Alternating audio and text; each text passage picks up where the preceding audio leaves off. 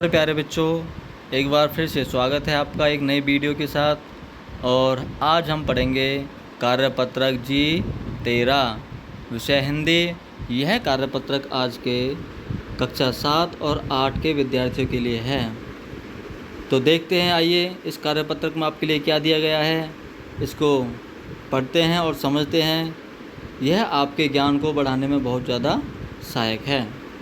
तो देखिए, सर्वप्रथम सभी जीवधारियों को भोजन की आवश्यकता होती है। तो इसमें क्या किया गया भाई, इसमें कह रहे हैं कि सभी जो जीवधारी हैं उनको भोजन की आवश्यकता होती है। जीवधारी कौन होता है? जीवधारी जिसके अंदर जीवन प्रवाह होता है, जो जीने की कामना रखता हो, जिसके अंदर सांस रहती है, जो सांस लेता हो, वो सब क्या हैं? जीवधारी हैं। जो भोजन करते हैं, भोजन ग्रहण करते हैं, खाना खाते हैं, पानी पीते हैं, वो सब क्या हैं? जीवधारी हैं। पृथ्वी पर जो भी पशु पक्षी मनुष्य जानवर जो भी रहते हैं सब क्या है? वो जीवधारी हैं। तो कह रहे हैं भाई सभी विद्यार्थियों, सभी पशुओं, सभी मनुष्यों, सभी पौधों, सभी जो जीवधारी प्राणी हमारे पृथ्वी पर अस्तित्व में हैं, वो सभी क्या हैं? वो सभी क्या है? एक जीवधारी प्राणी है और उनको भोजन की आवश्यकता होती है। अधिकांश भोज्य पदार्थ हमें कृषि, बागवानी एवं पशुपालन से प्राप्त होते हैं। भोजन की आवश्यकता पूरी करने के लिए अन्न तथा अन्य कृषि उत्पादों की आवश्यकता होती है। तो इसमें कहा गया है कि अधिकांश भोज्य पदार्थ हमें कृषि और बागवानी व पशुपालन से प्राप्त होते हैं। कृषि, बागवानी और पशुपालन, ये 3 शब्द हैं। कृषि आप जानते हो, खेती करना। बागवानी आप जानते हो, फल सब्जियां इत्यादि ये सारी चीज़ें उगाना। और पशुपालन, पशुओं को पालना, इसमें पशु पाले जाते हैं। अधिकांश भोज्य पदार्थ हमें इन्हीं से प्राप्त होता है। भोजन की आवश्यकता पूरी करने के लिए अन्न तथा अन्य कृषि उत्पादों की आवश्यकता होती है।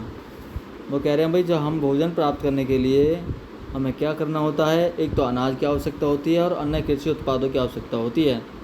ये पदार्थ किसान खेती करके पैदा करता है। भारत की अधिकांश जनता की मुख्य आय का साधन कृषि ही है। तो इसमें कहा गया ये जो पदार्थ है सारे जो खेतों में पैदा होते हैं, इन्हें पैदा कौन करता है? इन्हें किसान पैदा करता है। उनकी परिणाम स्वरूप ही हमें प्रदान होते हैं। भारत की अधिकांश जनता मुख्य आय का साधन कृषि ही है। तो हमारे जैसे भारत एक विकासशील देश है और कृषि प्रधान देश है।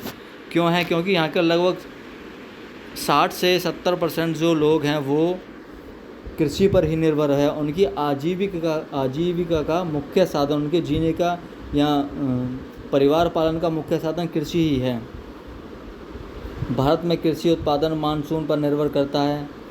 मानसून आप जानते हो, मानसून के समय बारिश होती है बहुत ज़्यादा मात्रा में। जब बारिश आती है और मानसून आते हैं, मानसून का समय आता है जो इस समय चला हुआ है। हम सभी लोगों को, किसानों को सम्मान देना चाहिए और जहाँ तक हो सके उनकी सहायता करनी चाहिए। लेकिन हमें और क्या करना चाहिए? हमें जो अन्न उगाते हैं, कृषि करते हैं, उन ऐसे लोगों का सम्मान करना चाहिए और जितनी हो सके उन लोगों की सहायता करनी चाहिए। क्योंकि वो हमारे लिए किसका काम कर रहे हैं? अन्न पैदा करने का, हमारे भरण पोषण का कार्य वह कर रहे हैं। वह ही कृषि करते हैं, तभी हमें जाके अनाज प्राप्त होता है खाने के लिए। तो आइए नीचे प्रश्न देखते हैं। निम्नलिखित चित्रों को देखकर संबंधित अनाज का नाम लिखें। पहला देखो ये है, इसको क्या कहेंगे? इसको कहेंगे मक्का। दूसरा है ये बाजरा।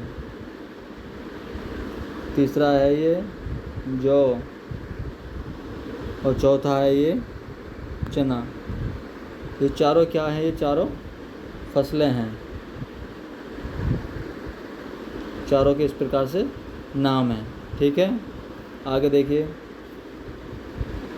निम्नलिखित कथनों के बारे में अपनी राय लिखिए। हमें अन्न का आदर करना चाहिए। क्यों करना चाहिए? तो ये आपको बताना अन्न का आदर क्यों करना चाहिए। क्योंकि अन्न से हमें क्या होता है? हमारा जीवन चलता है, हमारा पेट भरता है और हमें एनर्जी मिलती है। हम क्या करते हैं, तभी हम कार्य कर पाते हैं, पैसा कमा पाते हैं। बहुत सारी बातें इसमें आ जाएंगी, आप लिख सकते हो। कृषि में बारिश का महत्व होता है, तर्क सहित राय देखिए। इसमें क्या करना है, कृषि में बारिश का अपना अलग ही महत्व होता है, तर्क बताइए। क्योंकि जब कृषि होती है तो जो ऊपर से जो पानी बरसता है बारिश का, वो ज़मीन में बड़े आसानी से रिस जाता है और फसलों को एक नई ताकत मिल जाती है, जान मिल जाती है और फसलें बहुत जल्दी और तीव्र मात्रा में बड़ी होने लगती हैं। क्योंकि हम जो पानी नीचे देते हैं तो वो नीचे ही लगता है, जो पानी हम नलकूपों या बोरों के माध्यम से देते हैं वो नीचे ही लगता है, लेकिन जो आकाश से जो पानी बरसता है, बारिश का जो पानी होता है वो सीधा फलक पे आकर रुकता है और पौधा बहुत तीव्र गति से बढ़ जाता है। क्या हम शहरों में खेती कर सकते हैं और कैसे कर सकते हैं? तो ऑर्गेनिक खेती आजकल चली रही है, सब आप जानते ही हैं, इस बारे में भी आप लिख सकते हो। तो यह था आपका आज का कार्यपत्रक और मिलते हैं आपको अगली वीडियो में। सही बच्चे अच्छे से इसे करेंगे और अभ्यास के प्रश्नों का उत्तर भी कॉपी में करेंगे। धन्यवाद।